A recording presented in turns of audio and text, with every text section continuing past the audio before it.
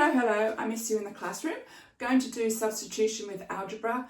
Possibly the most common way high school students would substitute algebra is through measurement formula. So let's just do a couple of basic ones. Do you recognise A equals L times B?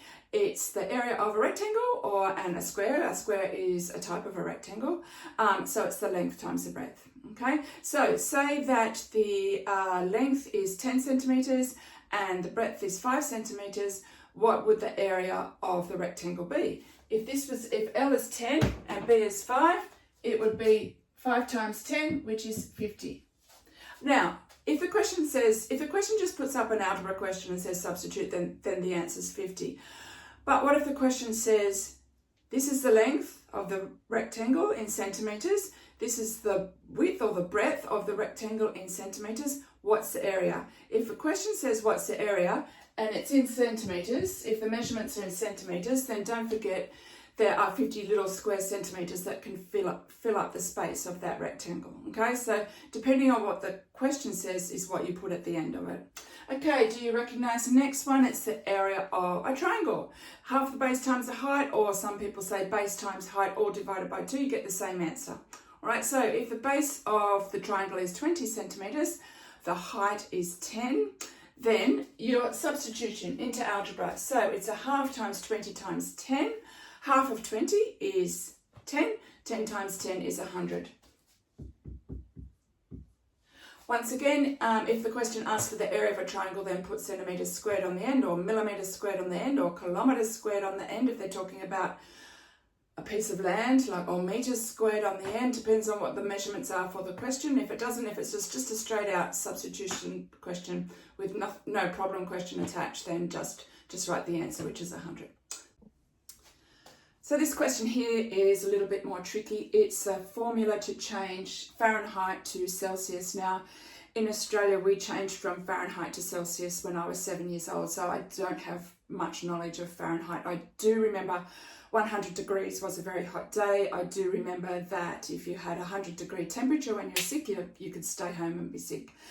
But we use Celsius. So let's have a look. Let's say that the temperature is 100 degrees Fahrenheit outside, and we'll substitute. So it is 5 ninths times, and we'll do the brackets first, 100, if I'm saying Fahrenheit is 100 today. 100 take away 32 is 68. And there's a couple of different ways you can do this on your calculator. You can go 5 divided by 9 times by 68, or you can use the fraction button. Either way, you should end up with 37.7777, and the sevens go on forever. And yes, I did use my calculator to get that answer.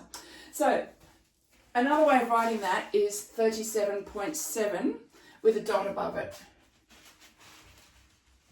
Just going back to the rounding off that I've done in an early video, a dot above it means that the sevens go on forever, okay? But also, just now, going back to this, let's have a quick revision on rounding off. What is it to the nearest degree? To the nearest degree, here's the degrees, it's a 7. Remember, we look at the next column, the next one's a 7. If it's a 5 or above, we go up, so it's 38 degrees to the nearest degree. What is it to the nearest 10 degrees? Is it closest to 30 degrees or is it closest to 40 degrees? It's 37, so it goes up.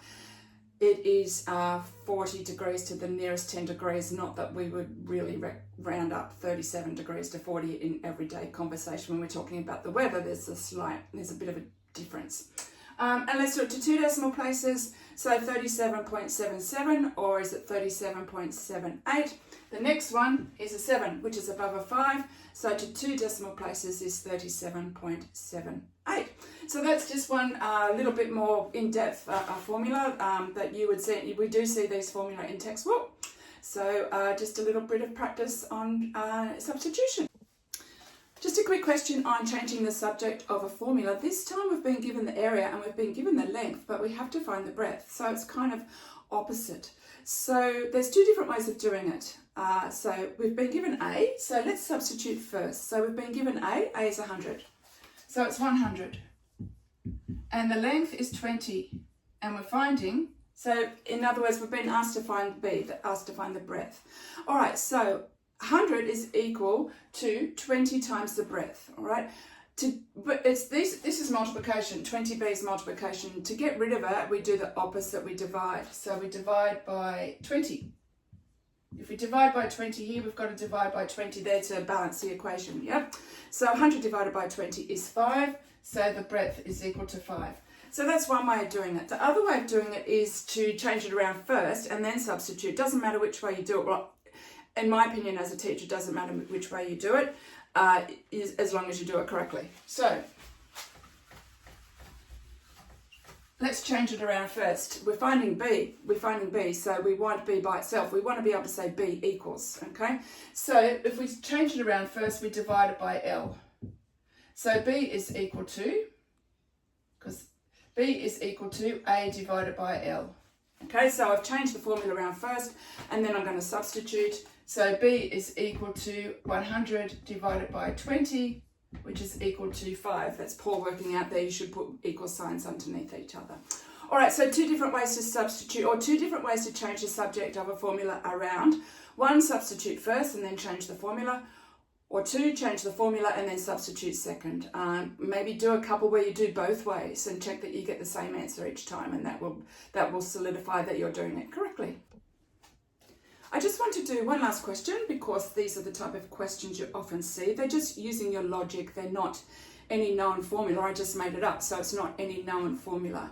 So it's A is equal to 3b squared plus c, B is equal to 10, C is equal to 5. So let's substitute.